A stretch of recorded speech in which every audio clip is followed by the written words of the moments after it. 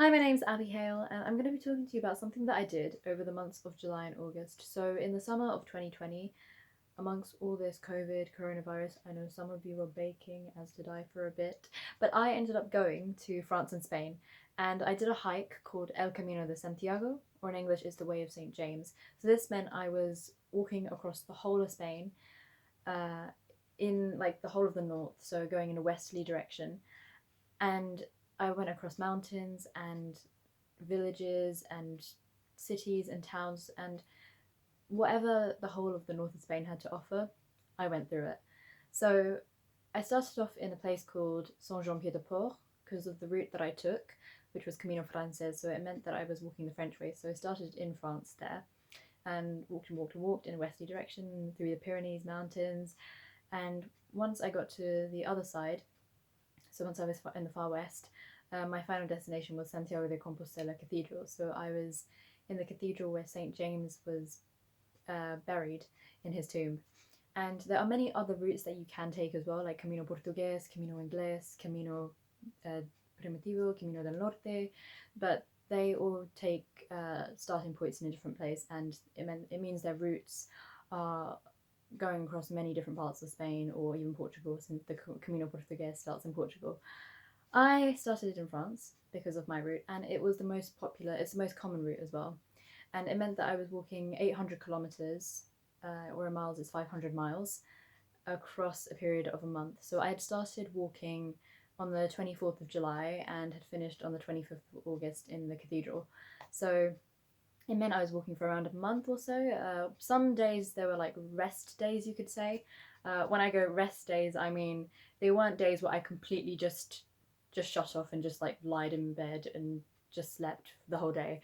No, rest days as in I remember I was with a group of friends that I'd made along the way.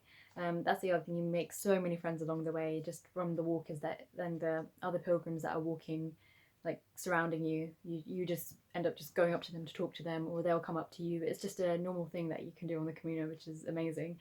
But I remember one city we got to, so in Leon in Spain, we had stopped in that city and had decided we'd stay there for another day because of the Leon Cathedral and the other like many amazing things that Leon has to offer, and the restaurants and just everything. And we ended up even having a party and going to the clubs and bars. I know I am underage, I'm still 16. Was 16 when I went there as well. But we'll get into maybe I might talk about it in another future video if I happen to do one. But this was a amazing an amazing experience that I had.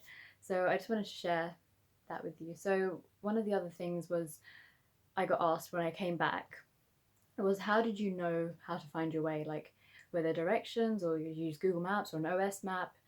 And I can tell you it was more straightforward than you think. And it's quite remarkable how it was laid out, but there were milestone markers.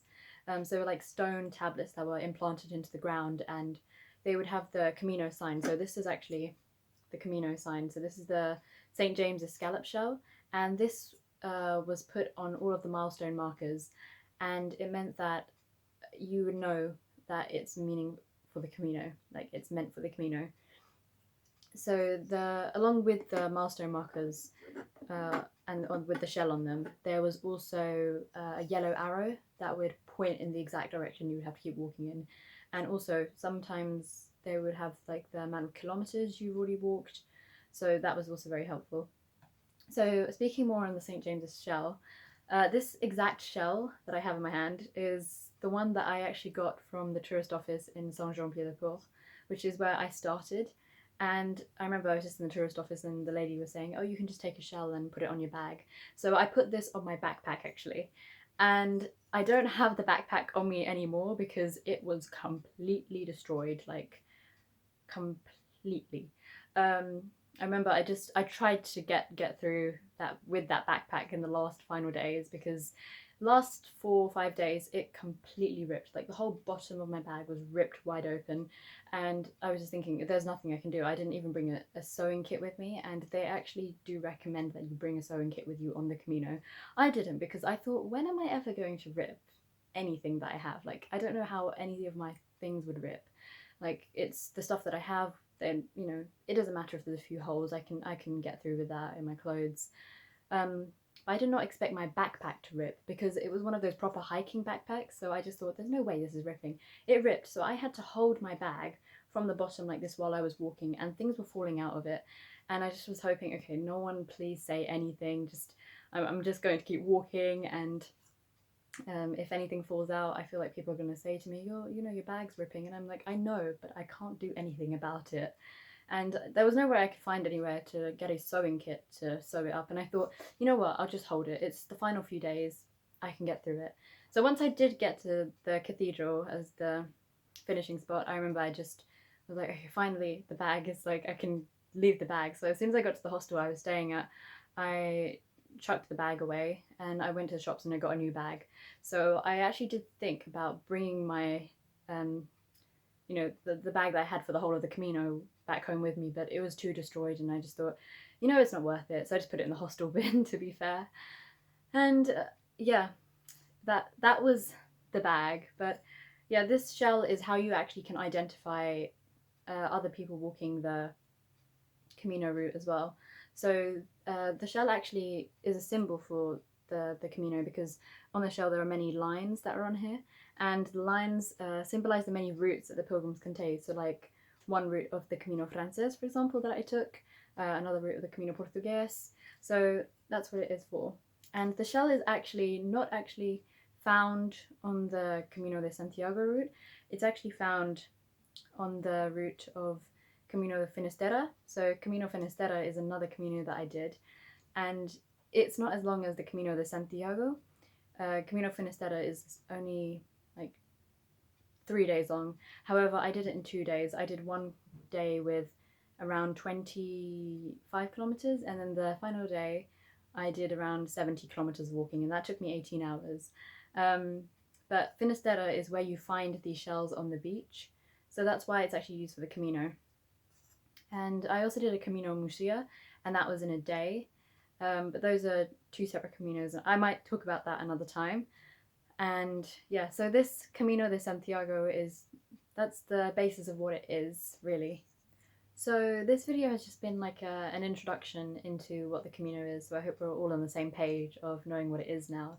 And it's a hike, and that I, did across this period of time, around a month, and you walk approximately around 20 kilometers per day as the traditional walking distance. However, as I went on, I built up more stamina, so I was able to do some days like 20 kilometers is around 12, 13 miles, so I ended up doing sometimes 25, 30, 35, 40 kilometers, and on the last day I did do 70. On the second from the last day I did around 70 kilometers.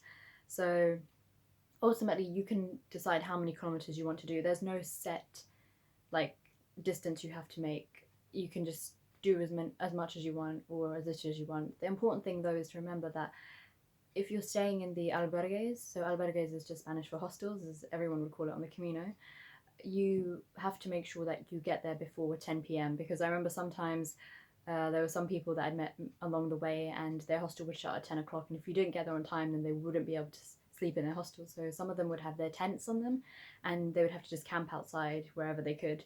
So that was the other thing. So I remember one time I was walking and walking, and it was around 9:30, and I just thought, okay, I need to find a place to sleep. And the thing is, you need to book the place on the way. So while I was walking on the way, I would call up and ask them if they have a place that I could stay. And if they said yes, then I would walk to that place, and then I would have a bed to sleep in. So luckily I didn't have any days where I had nowhere to sleep. I mean, I have some very interesting stories though, where there were times where I couldn't have a place to sleep because the Camino is very busy. Even in this coronavirus COVID time, there was like some places where you could find it really hard to find a bed or anywhere to sleep, and some villages wouldn't have it, so you'd have to keep walking to the next village, and sometimes it won't be till like 5 kilometers, another 10 kilometers away. So it was important you always like called up in the afternoon time, so you would arrive for evening or sometimes even at noon. So that was another thing. But this has just been like an introduction video, so I hope you understand like where I'm going with this, and what the whole Camino thing is about now. So thank you for watching. I hope to see you possibly in the next video if I make one, because I have so many amazing life-changing stories that I have to tell. And I was actually asked if I could make some videos to document the experiences, so I thought, okay, YouTube is the best way, so here I am. But thank you for watching. Take care. Subscribe if you want to stay on the Camino journey that I'm thinking of doing. Thanks. Bye.